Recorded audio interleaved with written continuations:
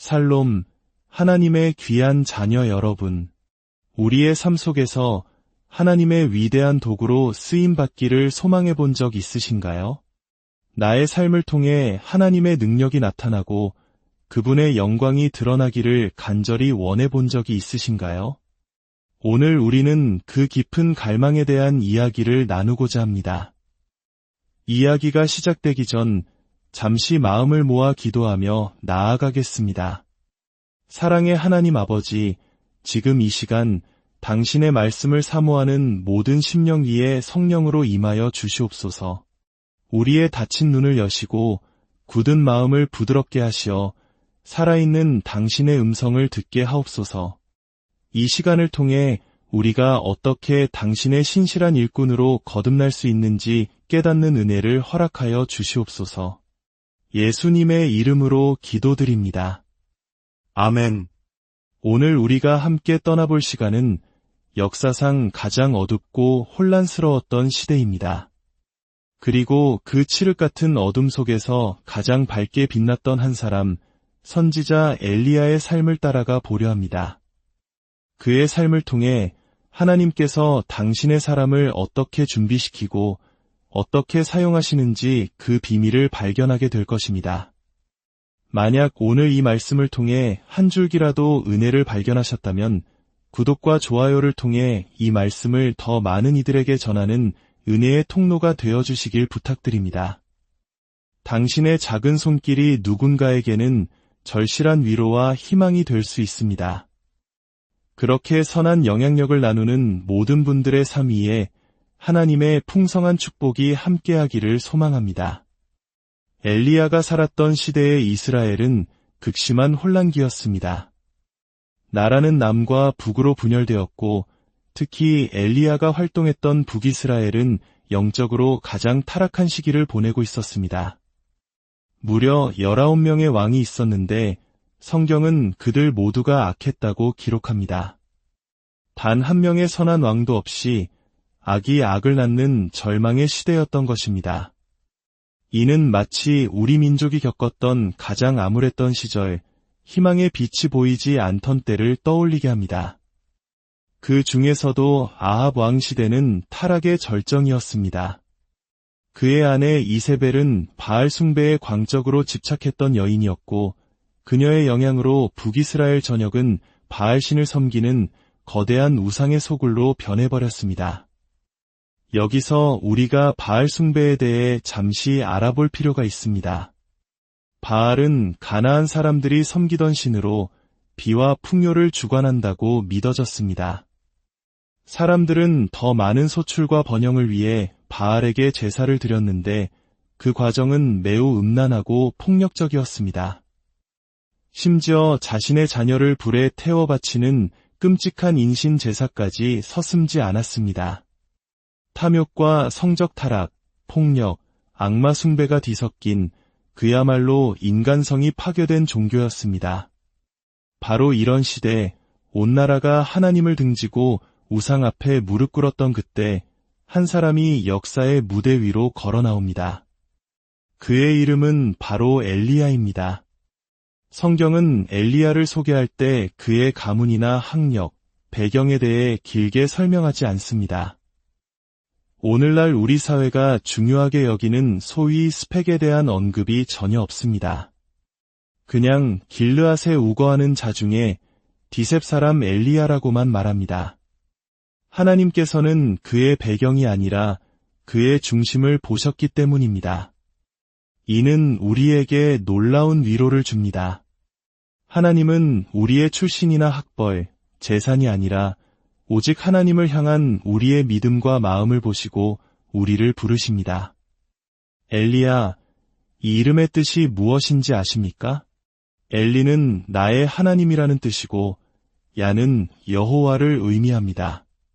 즉, 엘리야라는 이름 자체가 나의 하나님은 여호와이시다라는 강력한 신앙 고백인 것입니다. 온 세상이 바알이 신이라고 외칠 때 그는 자신의 존재 자체로 아니 오직 여호와만이 나의 하나님이시다 라고 선포하며 등장한 것입니다. 이것이 바로 하나님께 쓰임받는 사람의 첫 번째 조건입니다. 세상의 수많은 가치와 우상들 앞에서 오직 여호와 하나님만이 나의 주인이십니다. 라고 담대히 고백하는 믿음. 여러분의 하나님은 누구십니까? 여러분의 삶의 주인은 누구십니까? 두 번째, 하나님께 쓰임받는 사람은 자신의 운명이 하나님 안에 있음을 아는 사람입니다. 과거의 실패나 상처, 혹은 현재의 부족함에 얽매이는 것이 아니라 하나님께서 나를 위해 예비하신 놀라운 계획과 목적, 즉 소명을 발견하는 것입니다. 엘리야는 자신의 과거가 어떠했든 현재 상황이 얼마나 절망적이든 자신을 향한 하나님의 부르심에만 집중했습니다. 당신의 삶을 향한 하나님의 부르심은 무엇이라고 생각하십니까? 그 운명을 발견할 때 우리의 삶은 비로소 흔들리지 않는 길 위에 서게 됩니다. 세 번째, 그는 살아계신 하나님 앞에 서 있는 자였습니다. 엘리야는 아합 왕 앞에 서서 이렇게 말합니다. 내가 섬기는 이스라엘의 하나님 여호와께서 살아계심을 두고 맹세하노니 내 말이 없으면 수년 동안 비도 이슬도 있지 아니하리라. 내가 섬기는 이라는 표현의 원어적 의미는 내가 그분 앞에 서 있다는 뜻입니다. 그는 왕 앞에서도 두려워하지 않았습니다. 왜냐하면 그는 세상의 왕보다 더 위대하신 만왕의 왕, 하나님 앞에 서 있었기 때문입니다. 이 코람데오의 신앙, 즉 하나님 앞에서 살아가는 삶의 태도가 그를 담대하게 만들었습니다. 이 세 가지를 마음에 품은 엘리야는 홀로 섰습니다. 그를 돕는 동역자도 지지해주는 세력도 없었습니다. 그러나 그는 두려워하지 않았습니다. 그리고 마침내 믿음의 선포를 합니다. 내 말이 없으면 비도 이슬도 없을 것이다. 이것은 단순한 선언이 아닙니다. 비와 풍요의 신이라 불리는 바알을 향한 정면 도전이었습니다. 인간의 말이 자연을 통제한다는 것은 상상할 수 없는 일입니다. 그러나 엘리야의 믿음은 그의 말이 아닌 그의 말에 권능을 더하실 하나님을 향해 있었습니다.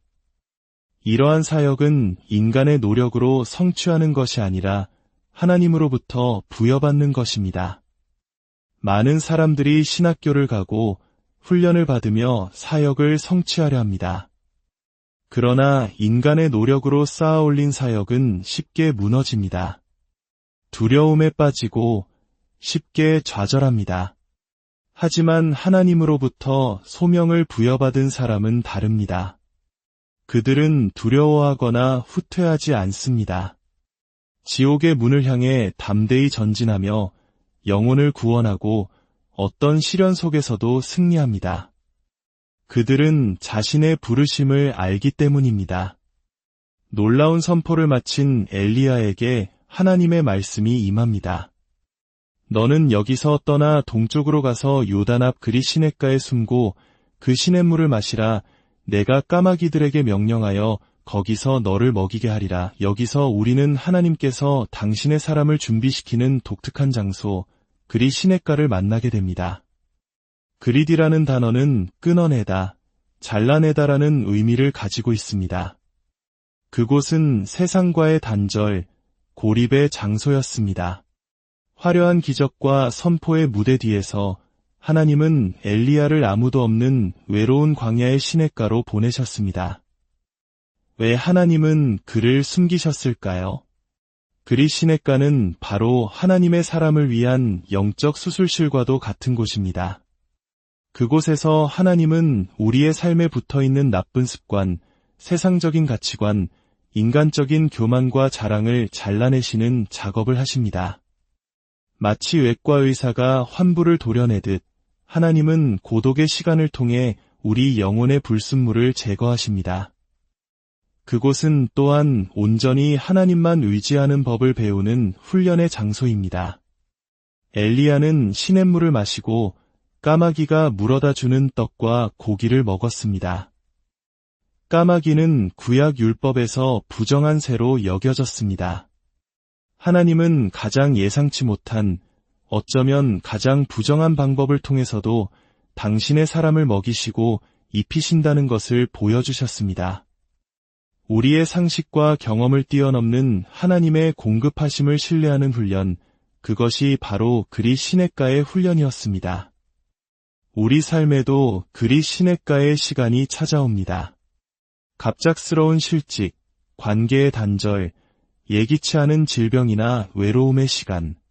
우리는 그 시간을 저주나 실패로 여길지 모릅니다.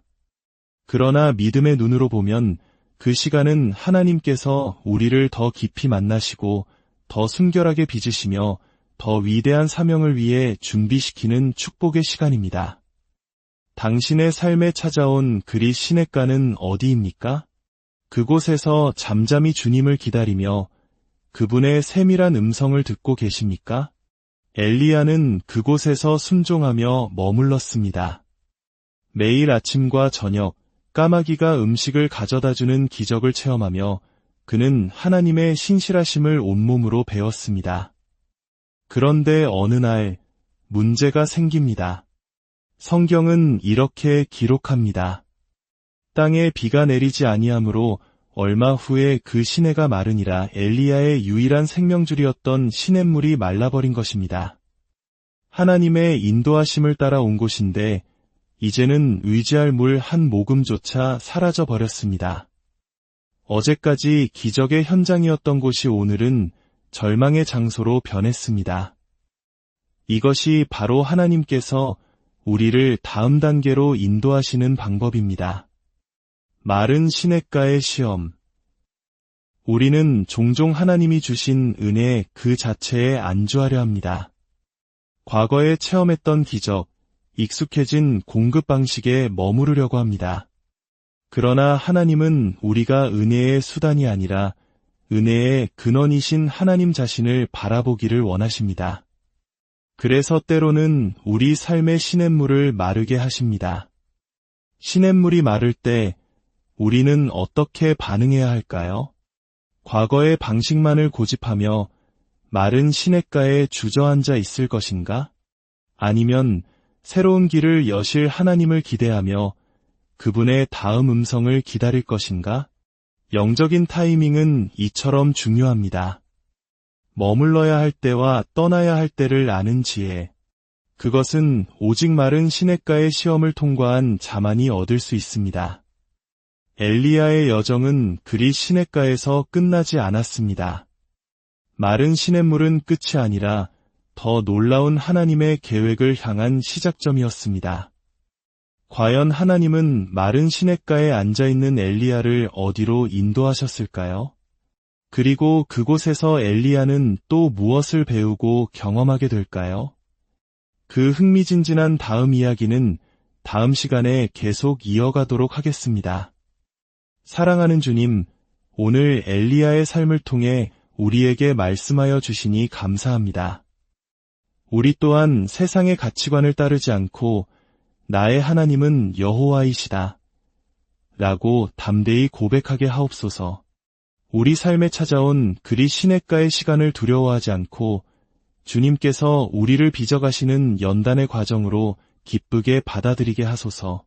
그리고 우리 삶의 시냇물이 마를 때 절망하지 않고 새로운 길을 여시는 주님을 신뢰하며 다음 발걸음을 내딛는 믿음을 주시옵소서.